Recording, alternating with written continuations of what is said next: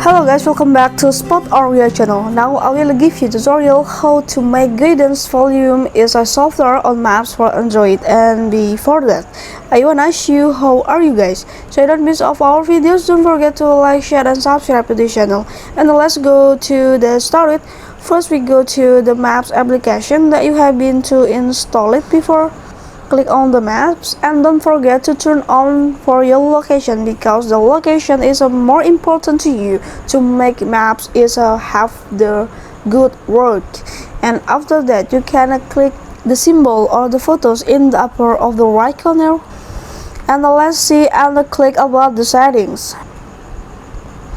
Okay, for the next step you can explore the way until you find the navigation settings and go to the guidance volume. Here this is has a normal of the guidance volume. So how to make the software, you can just to click the software. The guidance volume is automatically your guidance volume is more softer than the normal or the loader. Okay, this is a simple way to you to has the tutorial of how to make the guidance volume is a software on maps for Android. I hope this video is useful for you. Thank you for the attention and bye.